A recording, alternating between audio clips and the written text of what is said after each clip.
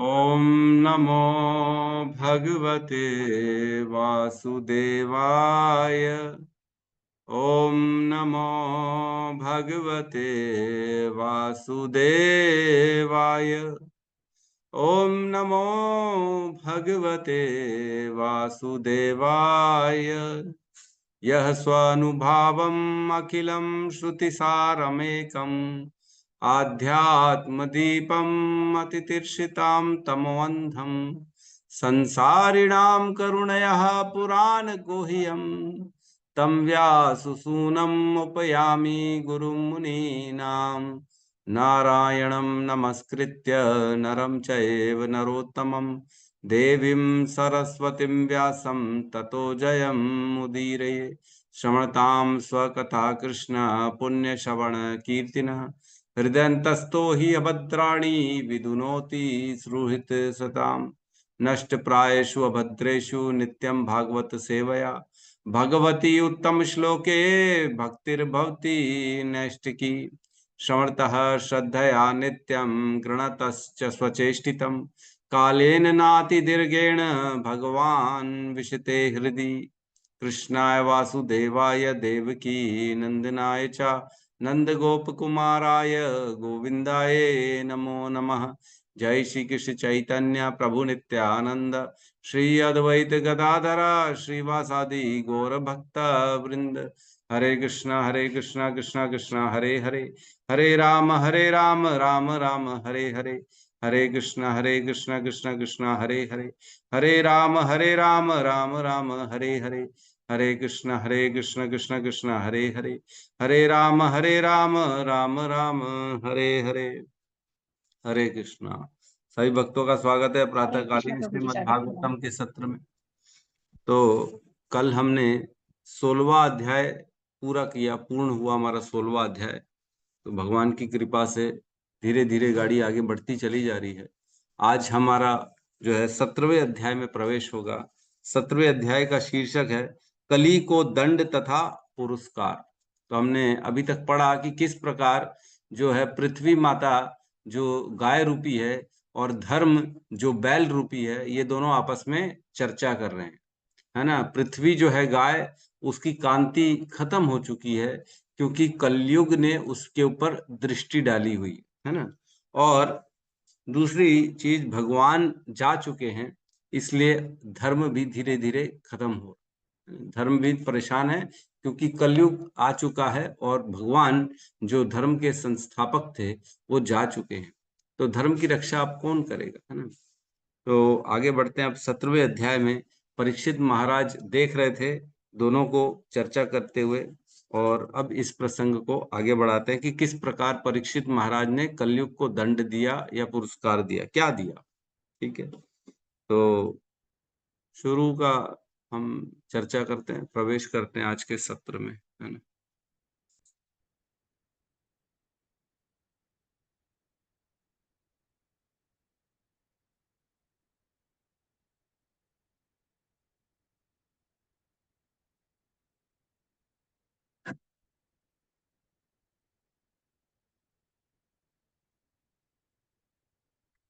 Clear है? जी प्रभु। ठीक है। अध्याय 17 कली को दंड तथा पुरस्कार। श्लोक क्रमांक 1, स्कंद 1, है ना। सूत उवाच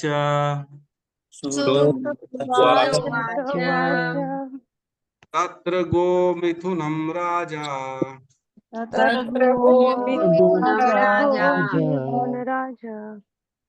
अन्यमानमनाथवत्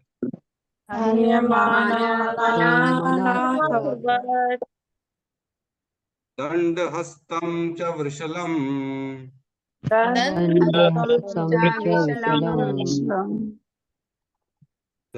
ददृशे नृपलाञ्छनम्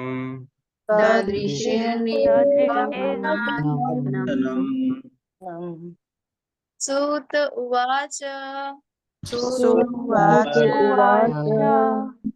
तत्र गोमिथुनं राजा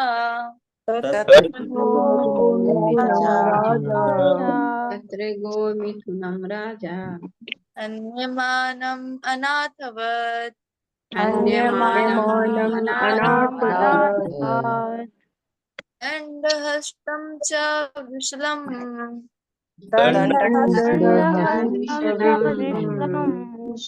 ददृशे नृपलाक्षणम् ददृशेशनम्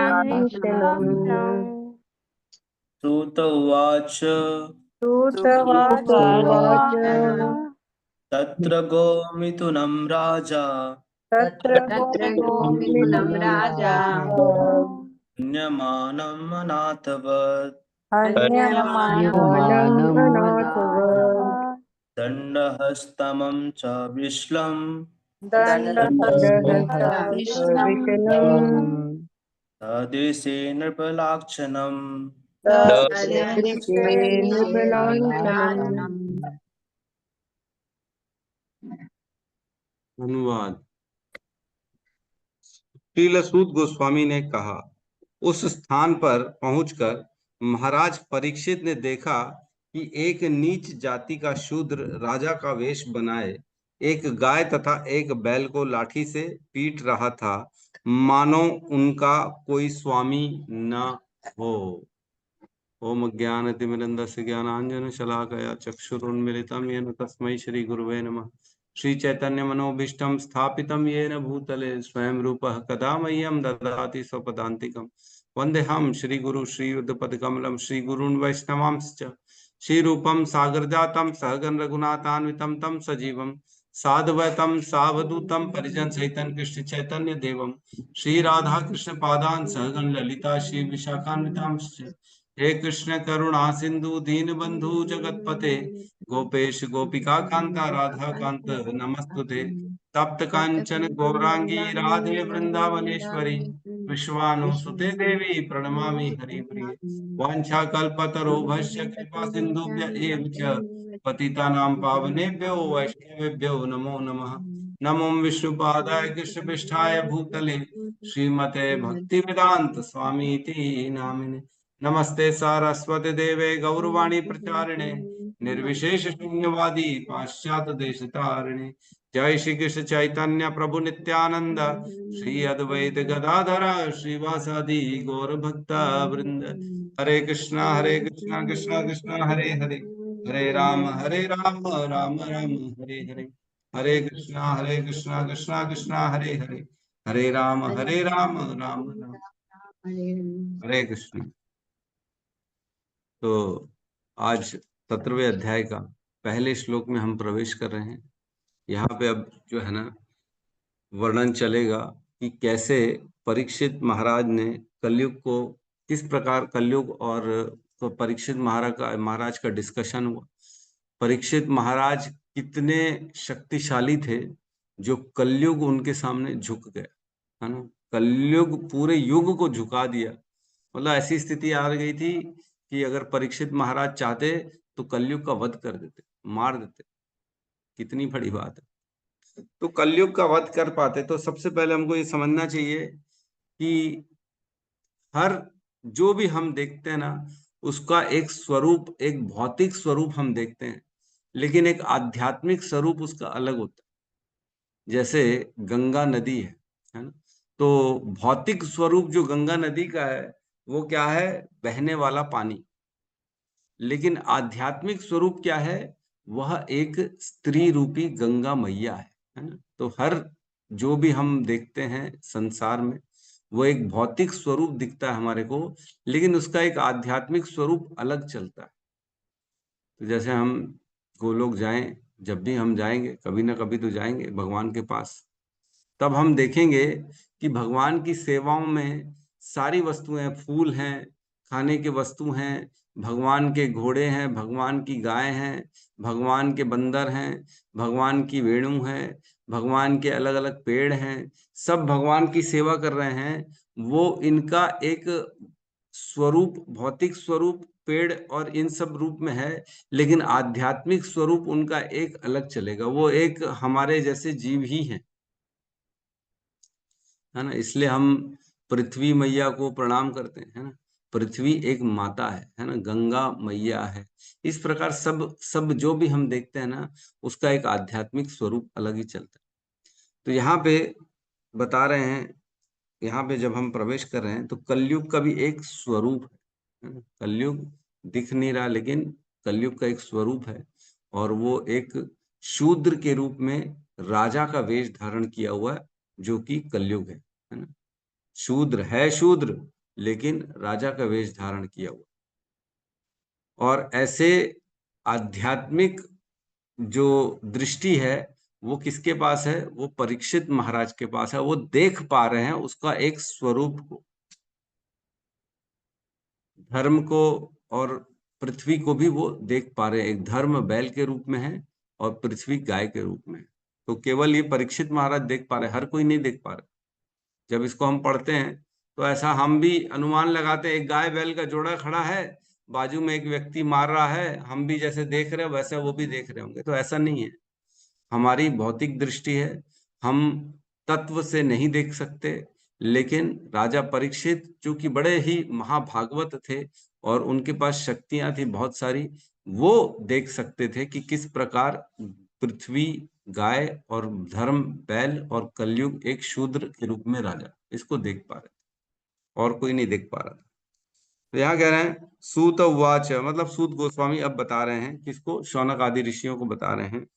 तत्र गो मिथुनम राजा, तत्र, तत्र मीन्स कहाँ, क्या? वहां, वहां मीन्स कहाँ? सरस्वती तट पर। हमने पिछले श्लोक को जो एंड किया वहां पे बताया कि जब पृथ्वी तथा धर्म पुरुष इस प्रकार बातों में संलग्न थे, तब राज ऋषि परीक्षित पूर्व की ओर से बहने वाली सरस्वती नदी के तट पर पहुंच गए। तो सरस्वती नदी के तट पर, तत्र, वहां पे, है ना, वहां पे गो मिथुनम राजा, गो मिथुनम मीन्स गाय और बैल के जोड़े को देखा। किसने देखा? राजा। राजा कौन? परीक्षित। तत्र सरस्वती तट पर गाय और बैल के जोड़ों को देखा परीक्षित राजा ने। ठीक है। हन्यमान अनाथवत, हन्यमान अनाथवत मीन्स मारे जा रहे थे दोनों के दोनों। कौन? गाय और बैल, दोनों को मार रहा था कोई, ऐसे मार रहा था जैसे अनाथवत, जैसे उनका कोई नाथ नहीं है। इस पे हम चर्चा करेंगे, एक बार श्लोक को पूरा समझ लेते हैं, फिर इस वर्ड पे चर्चा करेंगे। हन्यमान अनाथवत, अनाथों के जैसे मार रहा था, जैसे उनका कोई नाथ न हो, गाय और बैल का, ऐसे मारा जा रहे थे वो दोनों। और आगे ले दंड हस्तम च वृषलम, दंड हस्तम मतलब उनके हाथ में लठ था। दंड मीन्स दंडधारी, है ना, लठ पकड़े हुए थे वह जो एक व्यक्ति था, वह दंड हस्तम हाथों में लठ लिए हुए थे। च वृषलम, तो वृषलम मीन्स निम्न जाति का शूद्र।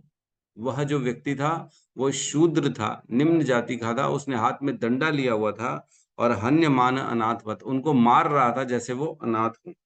और ये क्या हुआ? ददृशे मीन्स देखा। किसने? नृप, नृप मीन्स राजा परीक्षित ने देखा।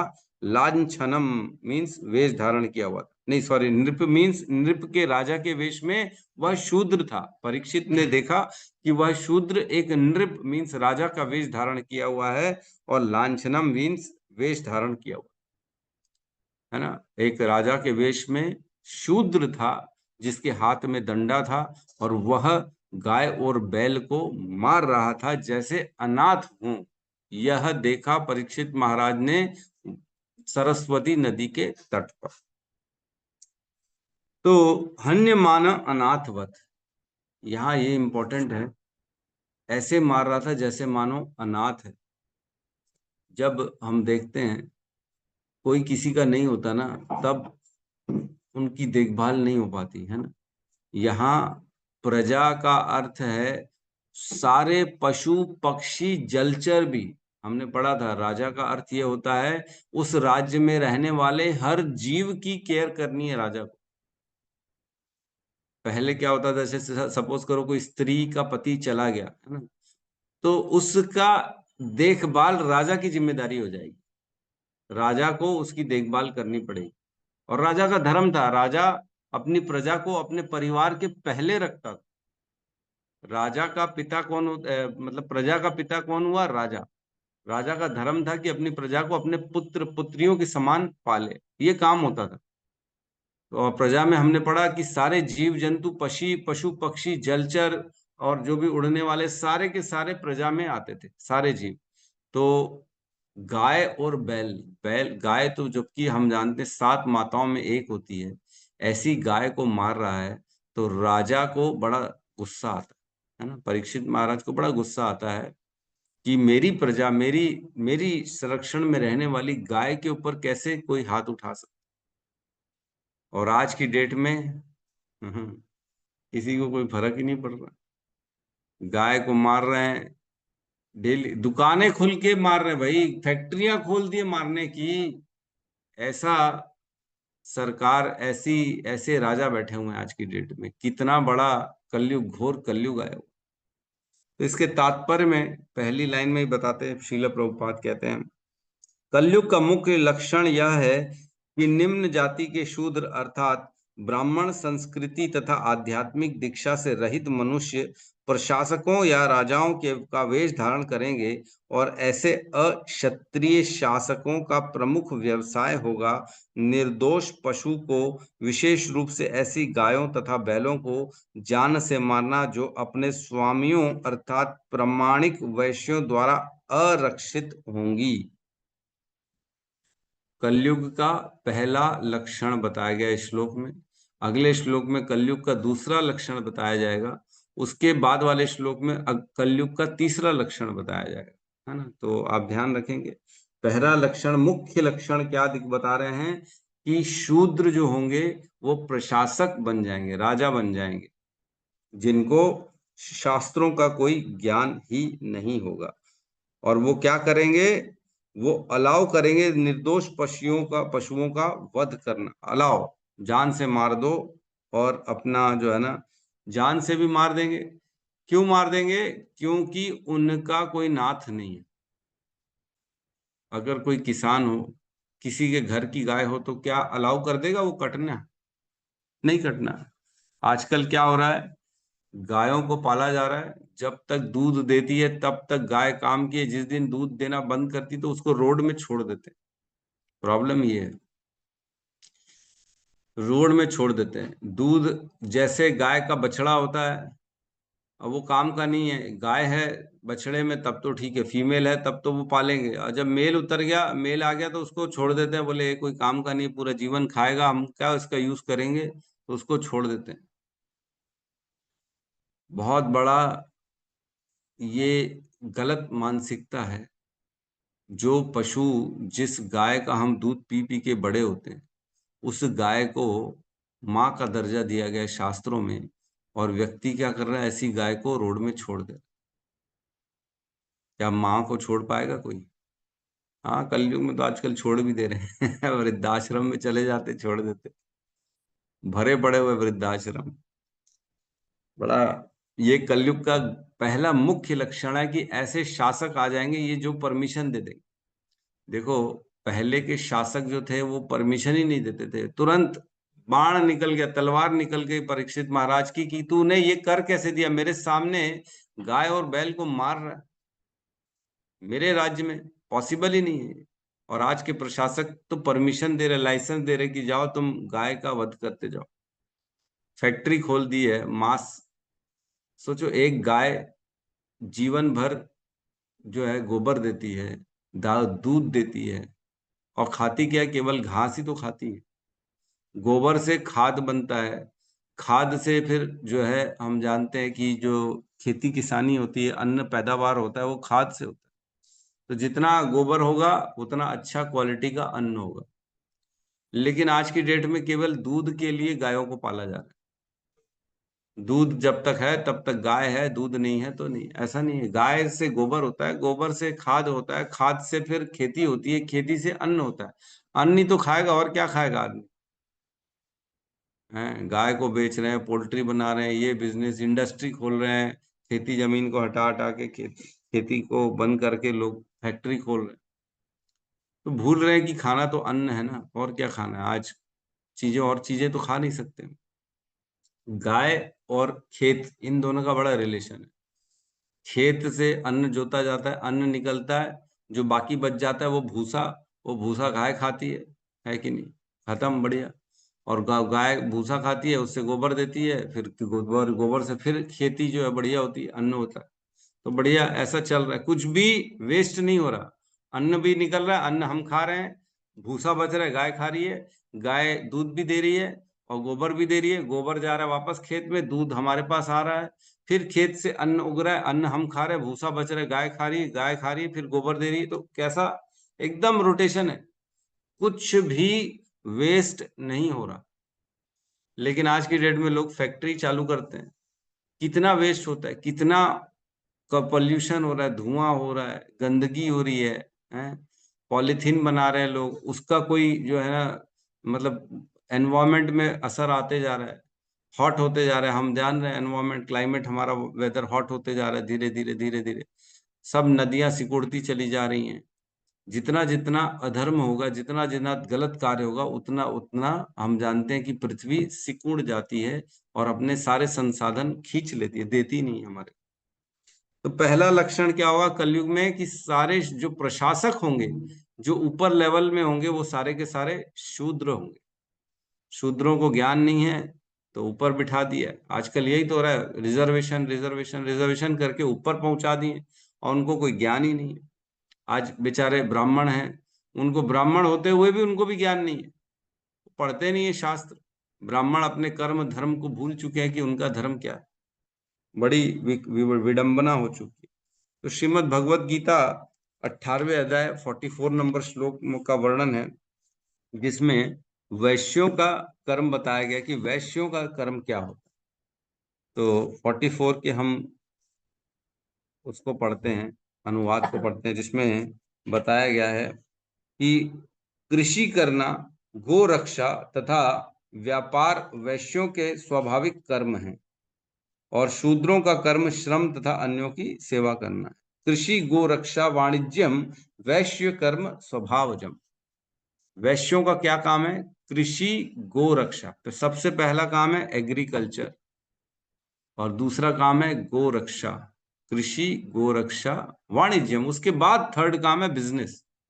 सबसे पहला कृषि एग्रीकल्चर, कोई कर नहीं रहा आजकल, सबको जो है नौकरी करनी है बड़ी बड़ी कंपनी में, कृषि कोई कर नहीं रहा। जबकि आज की डेट में बहुत अच्छा काम है, बिजनेस बहुत अच्छा है कृषि का। एग्रीकल्चर अच्छे से करें, अच्छे अच्छे फल सब्जी, इवन मैंने तो सुना था कि कहीं कहीं जैसे बड़े दुर्लभ वेदर में जैसे केसर होता है वो उगता है, और दुर्लभ ड्राई फ्रूट्स जैसे अंजीर हैं, ये सब भी उगाने से बड़ा बहुत फायदा होता है। लेकिन कोई दिखाता ही नहीं इसमें इंटरेस्ट, किसी को करना ही नहीं। अरे बोले कौन खेती कौन करेगा, किसान कौन बनेगा? तो ये सब चीज नहीं कर रहे हैं, फैक्ट्री की तरफ जा रहे हैं, इसलिए परेशान हो रहे हैं लोग। और कह रहे हैं इसमें, गाय दूध देने तथा बैल अन्न उत्पाद करने हेतु होता है ना। लेकिन कलयुग में शूद्र जाति के लोग प्रशासक पदों पर हैं और माता एवं पिता तुल्य गाय तथा बैल वैश्यों द्वारा सुरक्षित न होने के कारण शूद्र प्रशासकों द्वारा संचालित पशुवध केंद्रों में भेज दिए जाएंगे। कि क्योंकि वैश्य जो है वो अपना काम भूल चुके हैं, गो रक्षा उनका काम है वैश्यों का, वो भूल चुके हैं, इसलिए शूद्र प्रशासक उनका वध करवा देंगे, है ना। फैक्ट्रियों में भेज जैसे हुआ था, मैंने बताया था 1985-84 के आसपास जब कांग्रेस सरकार थी, तब यह चालू हुआ था कि जो वृद्ध गाय है उनका वध कर सकते हैं फैक्ट्रियों में, और बुचर खाने खोले गए थे उसी केंद्र शासन के आदेश पे, और उनको लाइसेंस दिया था गया था कि आप वध करो। तो गायों का वध किया जा रहा है, गायों को स्किन को निकाला जा रहा है छील छील के, उस स्किन से पर्स, लेदर, बेल्ट, जूते, ये सब बनाए जा रहे हैं, है ना। और उनके चर्बियों से कॉस्मेटिक्स बनाए जा रहे हैं, और उनके जो है क्या बोलते हैं, जो बोन्स होती हैं हड्डियों से, बोन चाइना के जो क्रॉकरी है वो बनाई जा रही है, और उनका मांस जो है वो एक्सपोर्ट किया जा रहा है बाहर के देशों में। तो बेचारी गाय को पूरी तरह से छील छील के काट के खत्म कर दिया जा रहा है। कितनी बड़ी विडंबना है कि कोई देख ही नहीं पा रहा है उनके दुख को। क्या हम अपने घर के बच्चे को ऐसे कटने अलाउ कर देंगे? क्या हाँ ठीक है, हमारे घर का बच्चा है, लो काट दो, खत्म करो इसको? नहीं करेंगे। कितना प्रेम होता है अपने घर के बच्चे से, उतना प्रेम होना चाहिए गाय से। भगवान ने ये सिखाया हमको। सबसे पहला देखो, पूरी भगवत गीता में श्लोक में लिखा है कृषि गो रक्षा। भगवान बोल रहे गो रक्षा ये हमारा काम है, वैश्यों का काम है। लेकिन कोई वैश्य इसमें ध्यान नहीं दे रहा, केवल दूध बेचता है और गाय को छोड़ देता है रोड पे मरने के लिए। ठीक है, तो इसमें ये बोला गया है। अगले श्लोक में हम प्रवेश करते हैं।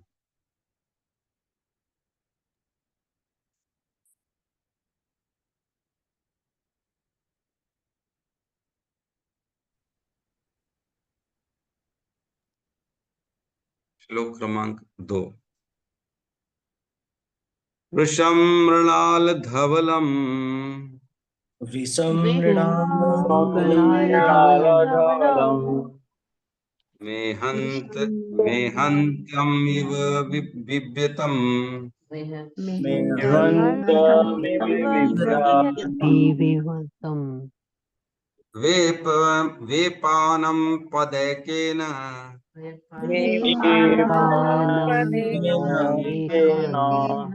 सीदन्तं शूद्रताडितम्।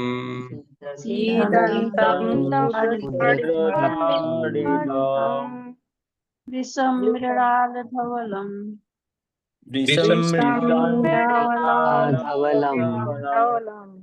मेहन्तम् इव बिभ्यतम्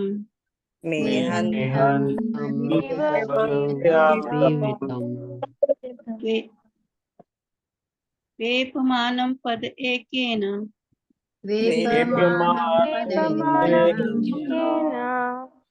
सीदन्तं शूद्रताडितम्।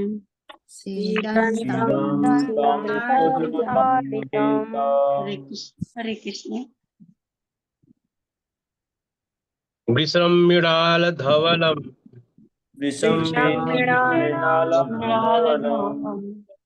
मेहन्तम् इव बिभ्यतम्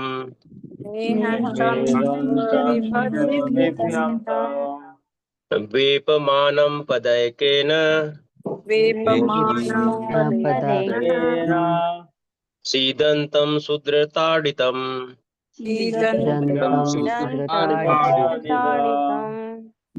अनुवाद।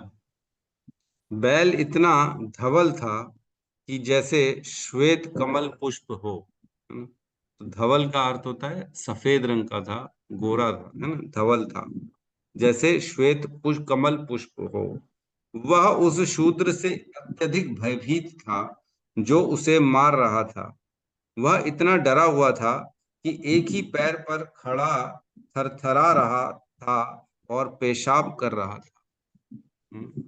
तो यहाँ बता रहे हैं वहां पे कि जो देखा परीक्षित महाराज ने कि धर्म जो था बैल के रूप में उसकी क्या स्थिति थी। तो यहाँ बता रहे हैं श्लोक में, वृषम मृणाल धवलम। वृषम मीन्स बैल, है ना। वृषभानु सुते देवी कहते हैं ना, राधा रानी के पिता को वृषभानु नाम था उनका, क्योंकि उनके पास बहुत सारे बैल थे, बैलों के राजा थे वो। अब बताओ, बैल ही बैल है उनके पास, कैसे कमाई कर रहे हैं वो? बैल कोई दूध देता है क्या? लेकिन वृषभानु नाम था, मतलब बैल थे उनके पास, लाखों लाखों बैल थे। बैलों से क्या होता है, खेताई, खेत की जुताई होती है, जिससे धान उगता है। बैल तो भाई उन्हीं से तो खेत जोता जाता है। तो वृषम वृषम मृणाल धवलम। मृणाल धवलम मीन्स वह जो बैल थे वह सफेद रंग के थे, और उनका जो रंग था वो काफी कमल के जैसा सफेद के रंग के थे, कमल समान। और क्या कह रहे हैं, मेहंतम इव विभव्यतम। मेहंतम मानो, मेहंतम मीन्स ऐसा मानो कि पेशाब कर रहा हो। मेहंतम इव मीन्स ऐसा लग रहा है, ऐसा मानो आपकी पेशाब कर रहा है। क्यों कर रहा है? विभव्यतम, क्योंकि डरा हुआ है। तो डर के मारे लोगों का मूत्र त्याग हो जाता है, रहता है कि नहीं? बच्चे कई बार हम देखते हैं स्कूल वूल में डर के मारे लाठी वाठी दिखाओ तो बेचारों का अरे सुसु निकल जाता है। अरे बच्चे क्या किया क्या किया, बोले डर के मारे सुसु निकल गया। तो ऐसा ही डर उस बैल को लग रहा था, और उसका डर के मारे ऐसा मानो मूत्र विसर्जन हो रहा। और क्या करे, वेपमानम पद एकेन। वेपमानम मीन्स कांप रहा था और एक पैर से खड़ा था। पद एकेन, एक ही पैर पे बैल खड़ा था और वह भी कांप रहा था, ऐसा मानो। सीदंतम शूद्र ताड़ितम, सीदंतम मीन्स वह क्लेश क्लेश कर रहा था, डरा हुआ था, यहाँ पे भी डरा ही हुआ है बेसिकली लिखा है। और शूद्र ताड़ितम, क्यों क्यों डरा हुआ था? क्योंकि शूद्र उसको घूर रहा था, बहुत दूर से शूद्र द्वारा मार रहा था, घूरा जा रहा था, इसलिए वह बैल रूप में धर्म जो था कांप रहा था, जो सफेद रंग का था, और इतना ज्यादा डर रहा था कि मानो उसका मूत्र विसर्जन हो। तो कितना डरा रहा, मतलब यहाँ पे बता रहे हैं कि कितना हालत खराब हुई थी बैल की। धर्म के रूप में जो बैल है उसकी कितनी हालत खराब कर दी शूद्र ने। शूद्र कौन है? कलयुग है। मतलब कलयुग ने ऐसी वाट लगा दी धर्म की कि धर्म कांप रहा है बेचारा, मूत्र निकल रहा है उसका। तो कलयुग इतना शक्तिशाली है कि पूरी रूप से धर्म को खा रहा है, धर्म को खत्म कर रहा है, नष्ट कर रहा है धर्म को, इतना शक्तिशाली है कलयुग। धर्म उसके सामने टिक नहीं पा रहा है। जबकि कहते हैं धर्म रक्षतो रक्षति ही, धर्म की रक्षा हम करेंगे तो धर्म हमारी रक्षा करेगा। लेकिन धर्म तो बेचारा खुद डरा हुआ है कलयुग से, कलयुग उसकी ऐसी की तैसी कर रहा है। तो कलयुग धर्म की ऐसी की तैसी कर रहा है, लेकिन कलयुग की ऐसी की तैसी कौन कर रहा है? भगवान का हरे कृष्ण कहा महामंत्र जो जाप करते हैं हम ना, हरे कृष्णा कृष्णा कृष्णा हरे हरे, हरे राम राम राम हरे हरे। केवल यह मंत्र जो है ना कली के ऐसी तैसी करता है। कले दोष निधे राजन अस्ति एको महान गुण, कीर्तनादेव कृष्णस्य मुक्त संग परम वर्जित। कले दोष निधे, कलयुग के कितने भी दोष हों, लेकिन सबसे ऊपर क्या है, उनसे दूर कौन कर देता है? कले दोष निधे राजन अस्ति एक महान, एक गुण है जो कीर्तन करेगा कृष्ण का, उसके ऊपर कलयुग का कोई प्रकोप नहीं चलने वाला। पूर्ण रूप से कलयुग से अगर छुटकारा पाना है तो क्या करना पड़ेगा? हमको कृष्ण की शरण में आना पड़ेगा।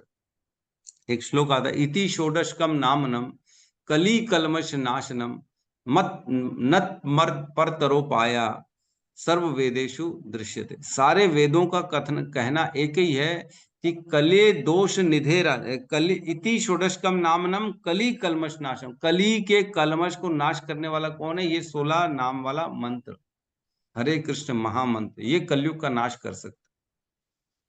मतलब कलयुग को अगर पटकना है, कलयुग को पराजित करना है, तो ये मंत्र का उच्चारण करना पड़ेगा, है ना। एक ही रास्ता है कलयुग से जीतने का। और श्लोक आते हैं जिसमें कहते हैं, कली काले नाम रूपे कृष्ण अवतार, नाम हेते है सर्व जगत निस्तार। कलयुग में, कलयुग के खिलाफ लड़ने के लिए क्या है? भगवान का नाम रूपी अवतार, भगवान ने अपने नाम का अवतार लिया है ताकि हम इस कलयुग से जीत सकें। और एक और श्लोक आता है जिसमें कहते हैं, कली काले नाम बिना नहीं और धर्म, सर्व मंत्र सार नाम यही शास्त्र मर्म। कली काले नाम बिना नहीं और धर्म, कलयुग में एक ही धर्म है, नाम, उसके बिना और कोई चारा नहीं है। सर्व मंत्र सार यही शास्त्र मर्म, शास्त्रों का मर्म क्या है? कि केवल कलयुग में भगवान कृष्ण का नाम ही है जो हमारा उद्धार कर सकता है, और कोई नहीं है। तो कलयुग धर्म की ऐसी की तैसी कर रहा है, लेकिन हम कलयुग की ऐसी की तैसी कर सकते हैं जब हम पूर्ण रूप से भगवान के नाम की शरणागति करें। तो ऐन्द्र प्रभु थे जो वृंदावन में, जिन्होंने 24 घंटे कीर्तन स्टार्ट कराया था वृंदावन इस्कॉन में। वो कहते थे, जो भगवान, जो भगवत गीता का श्लोक है, वो कहते हैं, सर्व धर्मान परित्यज्य माम एकम शरणम व्रज अहम त्वम सर्व पापेभ्यो मोक्षयिष्यामि मा शुचः। तो कहते थे कि ये जो श्लोक है ना, इस श्लोक में, अब क्योंकि कलयुग है, कलयुग में भगवान क्या है? नाम के रूप में आए, तो इसलिए यह श्लोक को ऐसा बोलना चाहिए कि सर्व धर्मान परित्यज्य नाम एकम शरणम व्रज, भगवान के नाम के शरण का तुम सहारा लो, तभी तुम्हारा उद्धार हो पाए। तो भगवान की शरणागति भगवान और भगवान के नाम में कोई भेद नहीं है, हम जानते हैं। तो भगवान की शरणागति करनी है, मतलब भगवान के नाम की शरणागति करनी है, तभी हम कलयुग के प्रकोप से बच पाएंगे। तो इसमें दूसरा लक्षण बताया गया है तात्पर्य में, उसमें कह रहे हैं कलयुग का दूसरा लक्षण यह है कि धर्म के नियम जो श्वेत कमल के समान निष्कलुष तथा श्वेत हैं, उन पर इस युग के असंस्कृत शूद्र जनों का आक्रमण होगा। भले ही वे ब्राह्मण या क्षत्रिय पूर्वजों की संतानें हों, लेकिन समुचित शिक्षा तथा वैदिक शास्त्र की संस्कृति के अभाव में ऐसे शूद्र तुल्य मनुष्य धार्मिक नियमों की अवहेलना करेंगे और धार्मिक प्रवृत्ति के व्यक्ति ऐसे मनुष्यों से भयभीत रहेंगे। ये दूसरा लक्षण बता रहे हैं कि धर्म के नियमों का अवहेलना होगी, ब्राह्मणों द्वारा भी होगी। धर्म के नियमों, ब्राह्मण ही फॉलो नहीं करेंगे धर्म के नियमों को, क्योंकि शूद्र प्रशासक हो गए हैं, उनको प्रसन्न करने के लिए कोई भी शास्त्रों का फॉलो नहीं करेगा। है कि नहीं? कर रहे हैं क्या हम लोग? हम लोग रोज कलयुग के प्रलोभन में आते हैं, है कि नहीं? टीवी देख रहे हैं, मोबाइल देख रहे हैं, अधर्म कर रहे हैं। किसी को कोई सुबह उठने की जल्दी नहीं, अरे प्रभु कितने बजे उठते हैं? बोले 10 बजे, 8 बजे उठते हैं। हाँ हाँ ठीक है, बढ़िया तो टाइम है। लेकिन धर्म क्या कहता है? सुबेरे जल्दी उठना है, सूर्योदय के पहले उठना है, बिस्तर छोड़ना है। कोई फॉलो नहीं कर रहा है। कलयुग के चेले खा रहे हैं, पी रहे हैं, बाहर कुछ भी कुछ खिला दे रहे हैं मिक्स करके। अभी क्या क्या कह रहे थे, बीच में आया था, तिरुपति बालाजी के लड्डू में मांस की चर्बी, चर्बी का घी, पता नहीं कौन सा, क्या बताओ क्या हालत हो रहा है। कलयुग किस प्रकार हर जगह प्रवेश करता जा रहा है। भगवान के मंदिरों में भी कलयुग प्रवेश कर रहा है, उनके प्रसाद में भी प्रवेश कर रहा है, लोगों की मानसिकता में प्रवेश कर चुका है। बहुत खतरनाक स्थिति है। कलयुग से बचना है तो बहुत सोच समझ के अपने आप को चलाना पड़ेगा, अपने काम को, अपने विचारों को, अपने रोजमर्रा की जो हमारी, जो हम अपनी शेड्यूल बनाते हैं, उसको बहुत ध्यान से बनाना पड़ेगा। कहीं ऐसा ना हो कलयुग हमारे अंदर भी प्रवेश कर जाए, क्योंकि कलयुग तो रास्ते ढूंढ रहा है कैसे भी करके हमको हिलाने के लिए अपनी जगह से।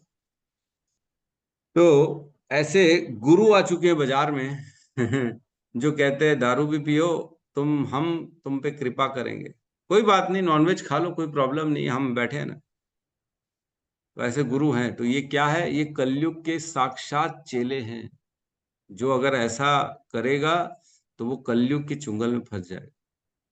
शीला प्रभुपाद ने इतना टाइट रखा है इस्कॉन को, इतना टाइट नियमों के प्रति, कि कलयुग कोशिश भी कर ले तो नहीं प्रवेश कर सकता। लेकिन जो इन नियमों को फॉलो नहीं करेगा, जो अपने जीवन में स्ट्रिक्टली इस्कॉन के नियमों को नहीं फॉलो करेगा, उसके जीवन में कलयुग प्रवेश करेगा ही करेगा, और धीरे धीरे वो पथभ्रष्ट हो जाएगा। पथभ्रष्ट होना है तो नियमों को छोड़ दो, अगर भगवान की प्राप्ति करनी है तो नियमों को फॉलो करो। तो ऐसे ऐसे गुरु मार्केट में आ गए हैं, खाली दिखावे के गुरु हैं, गुटखा भी खा रहे हैं, खुद भी पी रहे हैं, पी लो, खा लो, बस डोनेशन दो, हमारा नाम जप करो, हमारा जो हम बोल रहे हैं उसी को फॉलो करो। तो ऐसे में भगवान की प्राप्ति संभव नहीं है। तो ये कलयुग है, एक्चुअल में ये लोग कलयुग के चेले, कलयुग का प्रचार हो रहा है बेसिकली। कितने लोग हैं जो कलयुग का प्रचार कर रहे हैं? बहुत लोग हैं, पूरा संसार भरा पड़ा हुआ है ऐसे लोगों से। और कोई भी धर्म जो होता है ना, वो धर्म तभी है जब उसके धर्म के 4 नियमों, जो जो 4 पैर है धर्म के, उस धर्म को वह फॉलो करे। 4 पैर को, 4 पैर कौन कौन से हैं? दया, पवित्रता, सच्चाई और तपस्या, है ना। ये जिस भी धर्म में नहीं है, मान के चलो वो धर्म है ही नहीं। अगर कोई हिंदू है, मुसलमान धर्म है, ईसाई धर्म है, सिख धर्म है, कोई भी धर्म है, अगर उसमें ये 4 सिद्धांत नहीं है तो वो धर्म है ही नहीं। अपने अपने हिसाब से कुछ भी लोग बनाए जा रहे हैं, है ना, कुछ भी धर्म के नाम पे वो लोग अपना ही प्रोपेगेंडा कर रहे हैं, अपना ही मिशन चालू कर दिया इन्होंने।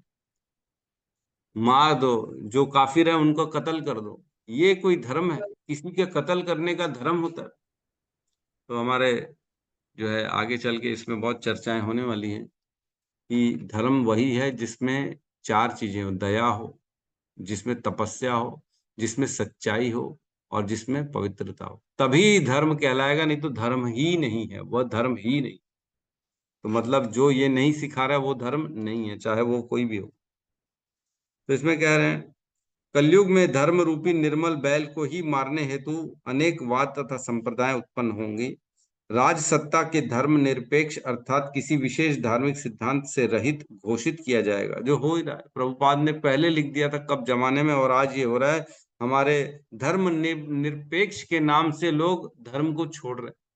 अरे हमारा तो राज्य, हमारा जो प्रदेश है ना, वो धर्म निरपेक्ष है। हम किसी एक धर्म को फॉलो नहीं करते, सबको छूट देते। सब फॉलो करो, जिसको जो फॉलो करना है वो फॉलो करो। अरे किसी को फॉलो करने के लिए तो बाध्य करना पड़ेगा ना।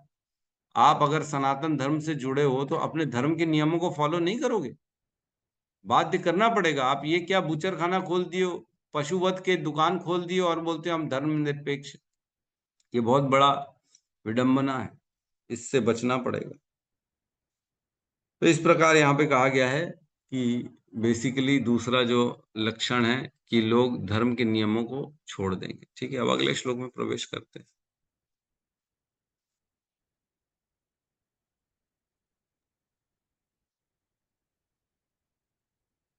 तीसरे नंबर श्लोक, ये क्या चल रहा है?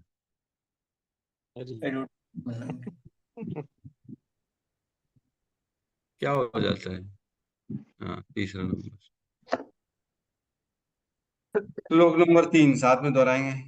गाम च धर्म दुग्धाना दर गाम च धर्म दुधानाम दीनाम गाम गाम च धर्म दीनां वृषम् गाम च धर्म दुगाम दीनाम गाम धर्मदुगां दीनां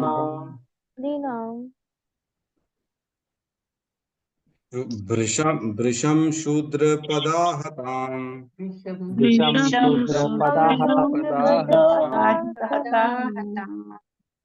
विवत्सामाशु श्रुवदानाम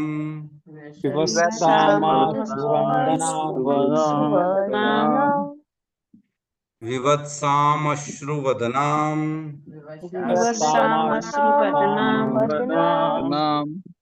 क्षामां यवसम इच्छितम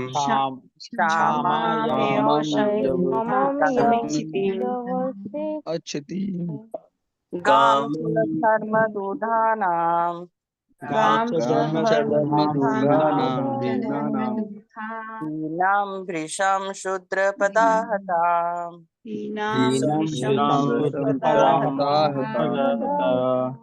विवत्सामाश्रुतवदनां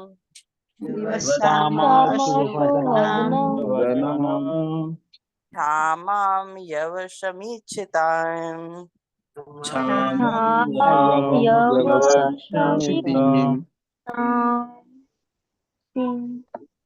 गाम च धर्म दुघामदीनां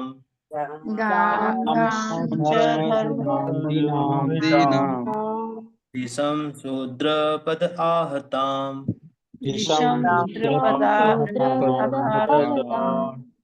विवित्साम आश्रुवदनाम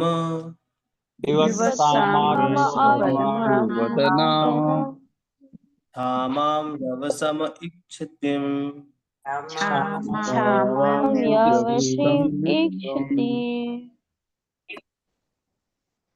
गाम च धर्मदुगादीनां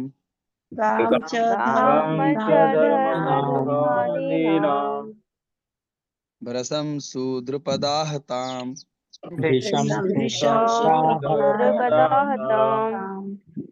विवस्सामाशु वदनाम्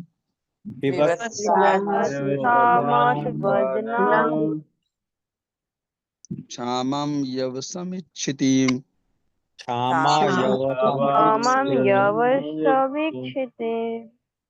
अनुवाद।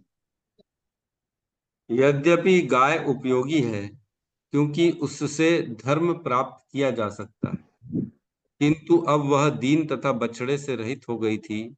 उसके पांव पर शूद्र प्रहार कर रहा था।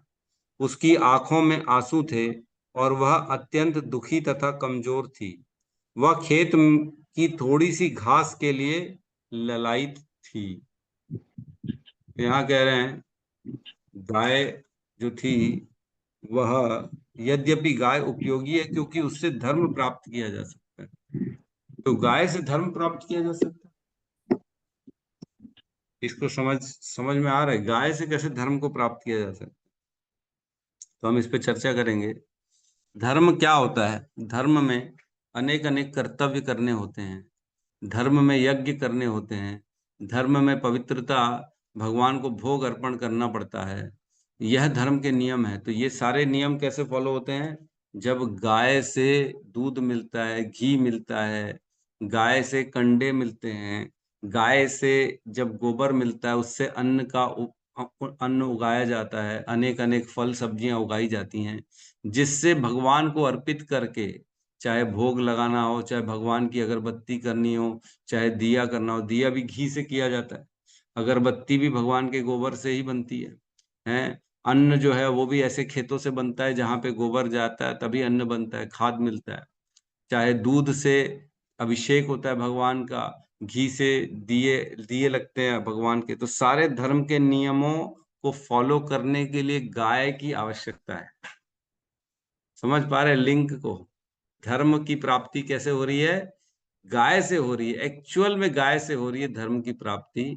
जब तक धर्म अनुसार जो यज्ञ, दीपदान, है ना, आरती, पूजा, ये सब नहीं होगा, हम धर्म को कैसे फॉलो कर सकते?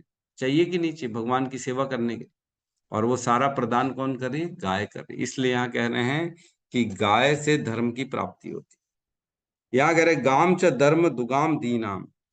गाय जो है वो धर्म के नियमों को फॉलो करने के लिए, धर्म के निकालने के लिए उपयोगी है। उससे धर्म निकाला जा सकता है, जैसे घी, दही, दूध, कंडा, इन इन सब चीजों से, है ना।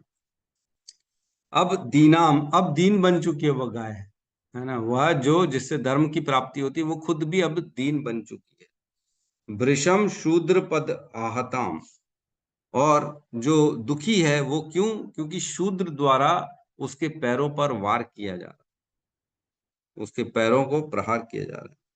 विवत्साम अश्रु वदनाम, विवत्साम मीन्स बछड़ों से भी अब रहित है वह गाय, उसके पास उसके बछड़े नहीं है ना।